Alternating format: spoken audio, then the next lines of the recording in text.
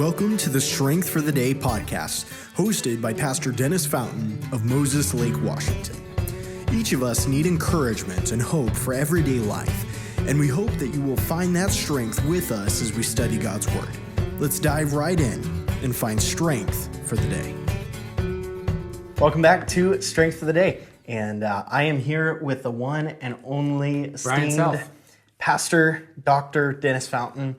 And back in person. Wait, did I tell you that I actually got called doctor? That's amazing. Did I? So Yeah. I was preaching at that church last week. Yes. And the first morning that I was speaking, a guy prayed and said, "I pray for Dr. Fountain as he comes before us today." And the guy I was standing with, which is Chris Luderman. Yes. Chris and I both just immediately popped up and looked at each other, and he was like, "You got a promotion." Anyway, you were given a gracious honorary doctorate by what is it, like Cross Point Baptist Academy or something? Cross Point Christian Academy. There yes, you go. I have an honorary doctorate from a man that works there. Beautiful. Yeah. So, Dr. Dennis Fountain, welcome to the podcast. Yeah, I'm glad I could join you today. Thank you. Taking time out of your very busy educational life to come educate us on the book of Colossians. Sure. Do you want to say anything about any of our prior weeks? To all of our listeners and everyone watching, I'm sorry for all the sarcasm that Brian brings to this, but it is humorous at times, and so we have to allow it to take place. Mm-hmm. So, book of Colossians, we're in it. We have been learning a lot. We don't need to go back and do a bunch of recap, but just recently, I think, getting into chapter 3 about putting off the old man, putting on the new. And so the last couple episodes, we talked really kind of in depth about a lot of those areas. Specifically last episode talking about that list that was given and letting God's peace rule in our life and God's word dwell in our heart. Mm-hmm. And then really God's glory to be something that we continually focus on. And so that was through Colossians chapter 3 and verse number 17. Mm-hmm. And today we pick up in chapter number 3 and verse 18, down through really chapter 4 and verse 1. Yeah. So, you want to read or you want me to? Yeah, let's do it. Wives, be submissive to your husbands as is fitting in the Lord. Husbands, love your wives and don't be bitter toward them. Children, obey your parents in everything, for this pleases the Lord. Fathers, do not exasperate your children so they won't become discouraged. Slaves, obey your human masters in everything. Don't work only while being watched in order to please men, but work wholeheartedly, fearing the Lord. Whatever you do, do it enthusiastically, as something done for the Lord and not for men, knowing that you will receive the reward of an inheritance from the Lord. You serve the Lord Christ. For the wrongdoer will be paid back for whatever wrong he has done, and there is no favoritism. Masters, supply your slaves with what is right and fair, since you know that you too have a master in heaven.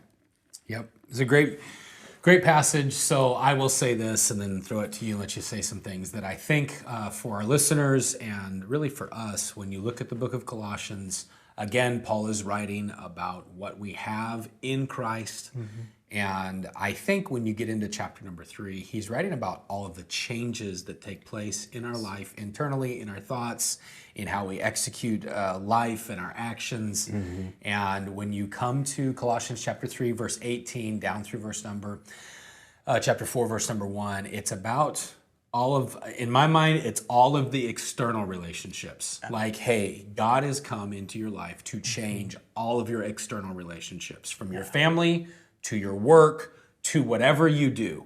He has changed it. Mm-hmm. And for the Christian, there is a ton of challenge there. A lot of application. But before we get into it, what stands out to you from those verses? Yeah, so in how the Roman culture in particular worked, you had a lot of hierarchies of the social order. So we don't have as much of that really at all in America. There's Not probably in America, some ways in which that works, but if you go to especially India, the caste system is in full-blown working there. And how it worked in Roman culture was you had all of your landholders had kind of one status. Those were your most important people. And then below that, you had some of the people that would work for the landholders. And then you had some, maybe the women that belonged to the landholders, and children were kind of at one level. Yeah.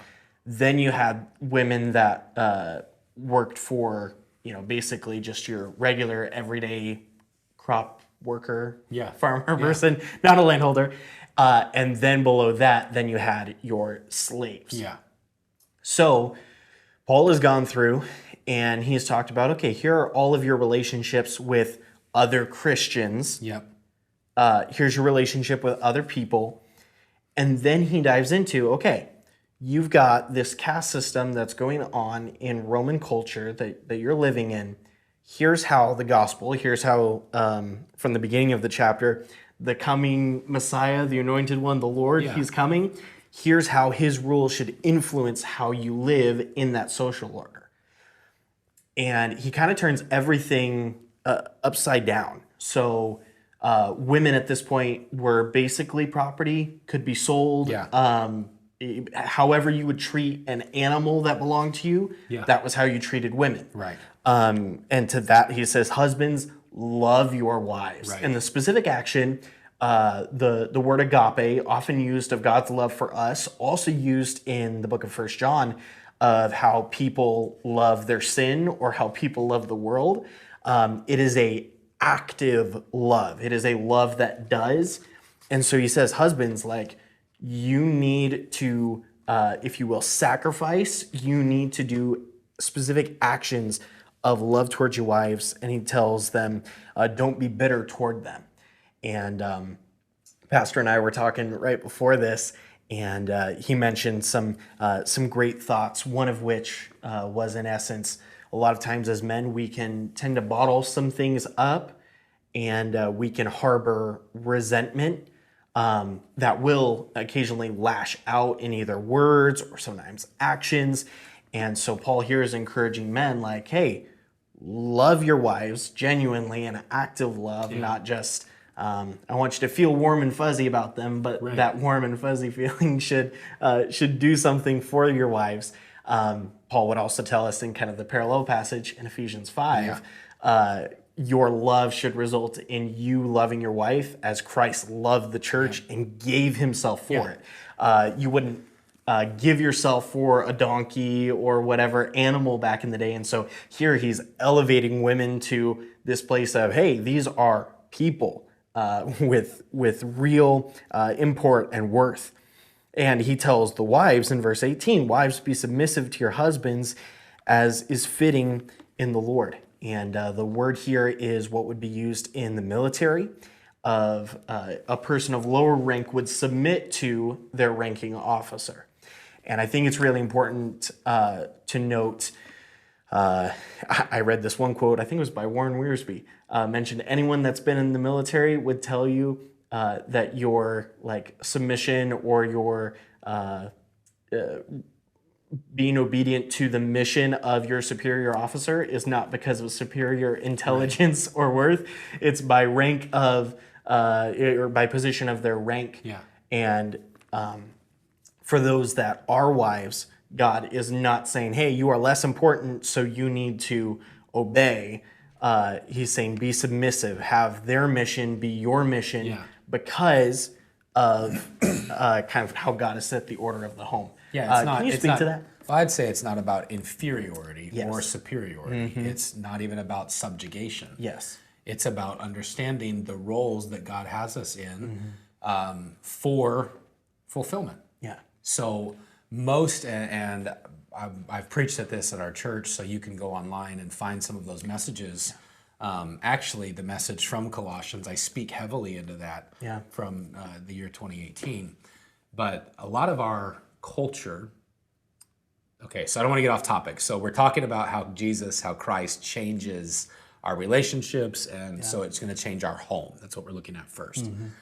So a lot of our culture says in the home, the husband and wife are completely equal, and that's the way it should be. And when children come, then the husband and wife are equally responsible and all of this. Now, from a cultural standpoint, that's correct.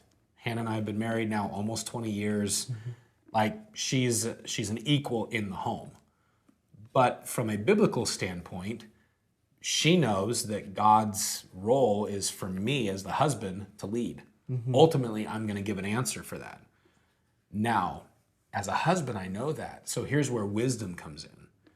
Wisdom says, so even though Hannah is supposed to submit to me, that a husband should seek the counsel of his wife. So there's not this superior-inferior relationship. Yeah. There's this recognition. It's just like a military term, what you just said. Yeah.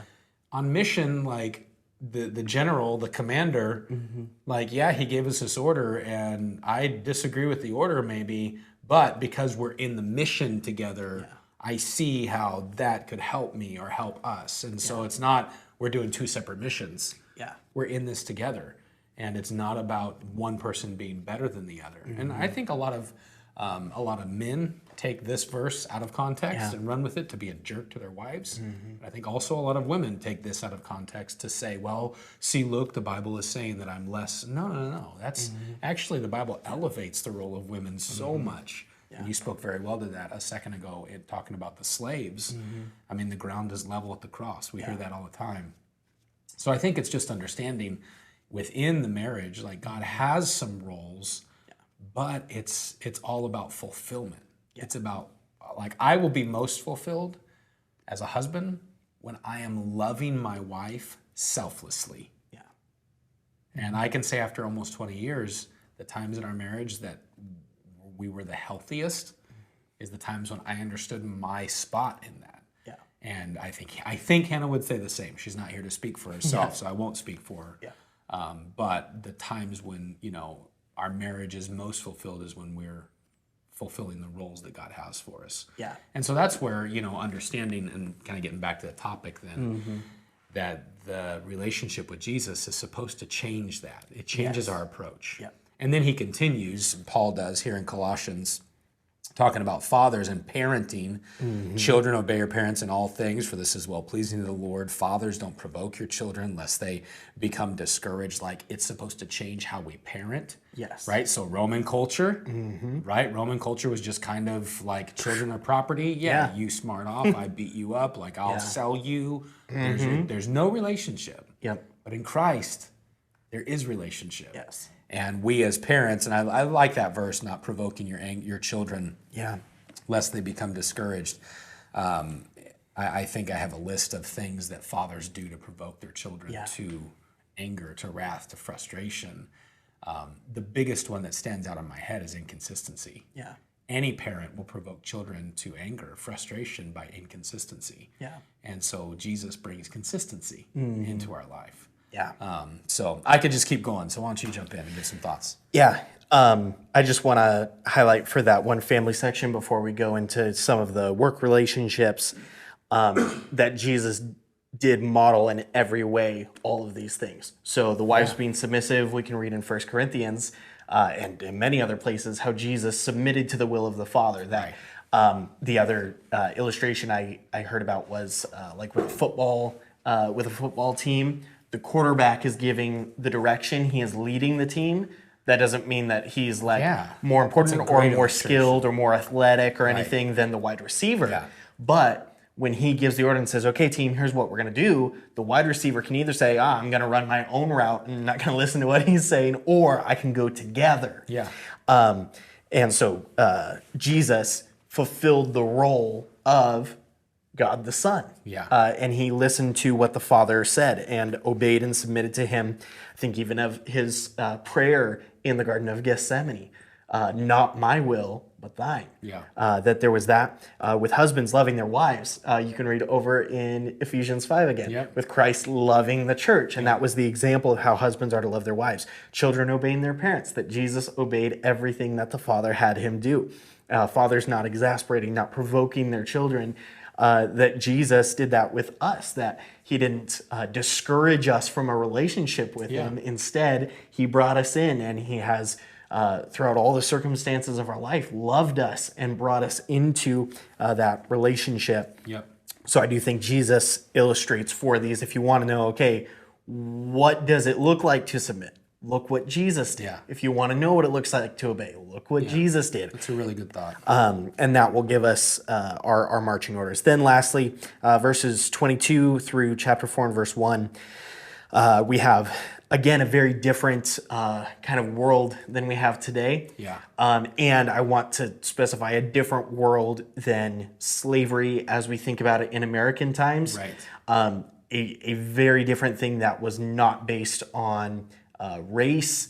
It was much more like, hey, your people get conquered by the Roman Empire and now you're slaves for whatever amount of time. But you can buy your freedom. Right. We can see that in some discussions with Paul and some other people. He's like, hey, did you buy your freedom? Cool. I was born free. And talking through his Roman citizenship and all of that. I think as a slave, as an employee, I can see these verses that are very important. Don't work only while being watched. That as we go into our day-to-day work, we have a responsibility to serve as Jesus served. I think of the verse in, I think it's Luke, Son of Man came not to minister, came not, how is that? Came not to be ministered unto, but to minister. Thank you, and to give his life a ransom for it. There we go. And so there's that lesson and example from Christ that Jesus was the one washing others' feet. Right. Jesus was the one healing others. I think even on the cross, what they threw in his face of, he has saved others, let him save himself. Yeah. That there's all of that. Even they said that with him and his family in Nazareth. Right. And many people think that Joseph had passed because of the lack of mention of him later in the accounts where Nazareth tells him, oh, physician, heal yourself. Yeah. And Jesus, I think, so well illustrated that he didn't do things for him. Right. When he was tired, when he was hungry, when he was tempted, he wasn't looking out for his own good. Yeah. He was looking out for others. Yeah. He was healing others. He was healing others' storms. All of those things. And I think that should play into how we work. Not in a sense of if you have a 9-to-5, you don't have to literally give all of yourself and you're killing yourself, working endless overtime, all that kind of thing. But I think it does mean that we need to have a heart that says, I'm going to work wholeheartedly because Jesus came and did that for me, for my eternal soul. And so for those of us who have relatively cushy American jobs where we're not being whipped when we're doing bad. Yeah, we could start that here. We could. Please don't. But I feel like that how Jesus' work ethic and how he served so selflessly should influence, that's how I'm going to work in my day-to-day life. Yeah. Well, and that's where, just coming back to the main thought that that Paul is getting across is that our relationship with Jesus changes the family. Mm-hmm. It changes my approach to my work relationships. So there's servants, bond servants. Yeah. So employees, there's a message to the bosses, masters. Yes. So it changes how we approach it. The servant, the employee, serve even when you're not being watched. Yeah. The boss, don't be a jerk. Pay them what they're due. Like if you say something, do it. But there's a key in these verses that I think is verse 24 and 25, or well, 23 through 25. Yeah. Whatever you do, do it heartily as to the Lord and not to men, knowing that from the Lord you will receive the reward of your inheritance, for you serve the Lord Christ. But he who does wrong will be repaid for what he has done, and there is no partiality. Yeah. I think it's really that. I think that part's the key. Mm-hmm. So my approach to marriage as a husband, I should approach that relationship just like I would approach my relationship with the Lord. Mm-hmm. As a boss, I should approach that relationship just as I would approach it with the Lord if I was the boss of Jesus. Mm-hmm. If I was an employee working for Christ. If I was a parent, there's just so much application there looking whatsoever you do it heartily to the Lord, Yeah. not to men. And so I think there's some good challenges. We're out of time today, but I'd say there's a good challenge basically for every listener, every watcher. Whatever we do this week, maybe ask myself 2 questions. This is my thought. I'll give it to you and you can wrap up. Number 1, am I allowing my relationship with the Lord to change my other relationships? How does my family look? How am I doing as a father, a mother, a son, a daughter? Like, how am I doing with that? Am I allowing it to affect my relationships with work? Would people be surprised to find out that I'm a Christian? And then the idea, that first thought would be, how am I doing in these areas? Second challenge would just be, Lord, help me this week, no matter what I'm doing, to do it toward you. Like, even if I'm an athlete playing a sport, like, I do it all for the glory of God. Even if I'm doing a podcast, we do it for the glory of God. If I'm preaching a message on Sunday, singing a special, serving in hospitality, if I'm working in the nursery, like, whatever I do it heartily, full-hearted, completely giving toward the Lord. So I would just encourage all of our listeners, all watchers, like, this week, God, help me to serve, help me to live out my Christian life completely toward you and for you, not pleasing others. So any other thoughts to wrap up? Yeah, I just think that that word heartily, enthusiastically, the Greek would be from the very soul, should influence how we interact with others this week. Am I interacting with my wife or my children or my boss enthusiastically from the soul?